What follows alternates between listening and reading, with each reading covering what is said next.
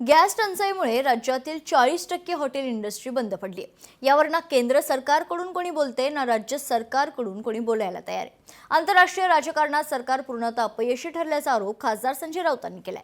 त्याला थेट प्रत्युत्तर देत भारतीय जनता पक्षाचे मुख्य प्रवक्ता नवनाथ बन यांनी राऊत अफवा पसरवून अराजकता निर्माण करत असल्याचा आरोप केलाय।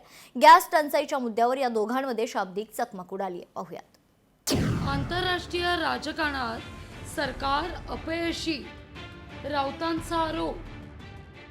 राऊतांकडून अराजकता निर्माण करण्याचा डाव, बन यांचं प्रत्युत्तर।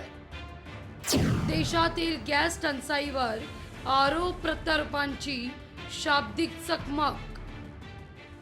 आखाती देशातील युद्धामुळे देशातील गॅस पुरवठा खंडित झालाय। या परिस्थितीतून मार्ग काढण्याकरता केंद्र सरकार सर्वतोपरी प्रयत्न करतंय। इराणशी झालेल्या चर्चेत भारताची रणनीती यशस्वी झाली आहे। इराणनं भारतीय जहाजांना होर्मुझच्या सामुद्रधुनीतून येण्याची परवानगी दिली आहे। आपली 2 जहाजं येत्या काही दिवसात भारतात येतील। 2 दिवसांपूर्वी एक जहाज भारतातही दाखल आहे। त्यामुळे टंचाईवर मात करण्याकरता सरकार सर्वतोपरी प्रयत्न करत असल्याचा दावा सरकारकडून करण्यात आलाय। मात्र सरकार अफवा पसरवत असून केवळ परिस्थिती आलबेल असल्याचा आभास निर्माण करते, असा आरोप खासदार संजय राऊत यांनी केलाय।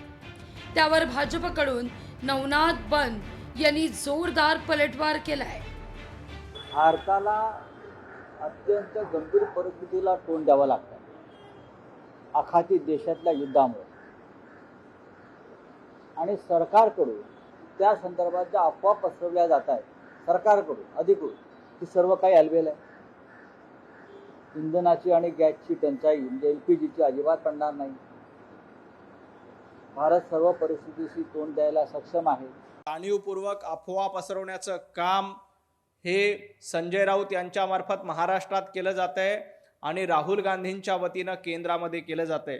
दिल्लीमध्ये देखील अशाच पद्धतीनं नौटंकी करत संसदेच्या बाहेर नौटंकी करण्याचं काम राहुल गांधींच्या मार्फत केलं होतं। देशामध्ये एक अराजकता पसरली पाहिजे यासाठी राहुल गांधी यांच्या वतीनं सातत्यानं प्रयत्न केला जातोय। मुंबईतील मिठी नदीत अदानींच्या सहकार्यानं पंतप्रधान नरेंद्र मोदी यांनी गॅस प्रकल्प राबवावा असा उपरोधिक टोला लगावलाय। सरकार आंतरराष्ट्रीय स्तरावरील राजकारणात अपयशी ठरल्याचा दावा संजय राऊतांनी केलाय। त्यावर मोदींच्या नेतृत्वामुळे जगात भारताची ताकद वाढली असून इराणशी संवाद साधण्याकरता भारत सक्षम आहे। भारताचं जहाज सुरक्षित परत येत आहे। यावरून तिरंग्याची ताकद जगानं पाहिली आहे, असा पलटवार बन यांनी केलाय। तो पाईपातून गॅस येईल, मग तो आपण स्टोवला किंवा गॅसला लावायचा, मग अन्न शिजवायचं, चहा शिजवायचा। ही मोदींची जी योजना आहे ती मिठी नदीच्या माध्यमातून मोठ्या प्रमाणामध्ये साकार होऊ शकते। जिथे जिथे गटार आहेत त्या गटारांची किंमत आता वाढली आहे। भारतीय जनता पक्ष आता गटारांना राष्ट्रीय संपत्ती घोषित करा अशी सांगण्याची स्थिती मला दिसते। संजय राऊत, तुम्हाला याच्यामध्ये नाक खुपसायचं काही गरज नाही। काल त्या खाडीमधनं भारताचे झेंडे असलेले सगळे जहाज सोडण्यात आले आणि ते आपल्या मुंबईच्या किनाऱ्यावर आलेले आहेत। ही भारताची ताकद आहे। भारताचा तिरंगा झेंडा बघितला की कुणाचीही वाकडी नजर आपल्या देशाकडे लागत नाही, कारण पंतप्रधान नरेंद्र मोदीजींसारखं सक्षम नेतृत्व आपल्याकडे आहे। याचा विचार संजय राऊतांनी करावा। देशातल्या गॅस टंचाईवर पंतप्रधान मोदी संसदेत बोलत नाही। यावर गेले 2 दिवस संसदेतही विरोधकांनी गदारोळ केलाय।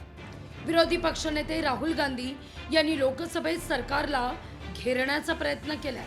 त्यावर पेट्रोलियम मंत्री हरदीप सिंग पुरी यांनी संसदेत सविस्तर उत्तर दिलंय। केंद्र सरकारच्या संबंधित विभागांनी या संदर्भात सुरू असलेल्या उपाययोजनांची माहिती दिली आहे। विरोधकांनी त्यांच्याकडील संसदीय आयुधांचा वापर करत त्यांना सरकारला घेण्याचा प्रयत्न केलाय। त्यामुळे आखाती देशांमधील युद्धाच्या चर्चांसह राजकीय नेत्यांची शाब्दिक चकमकही सध्या सुरू आहे। ब्युरो रिपोर्ट, लोकशाही मराठी, मुंबई।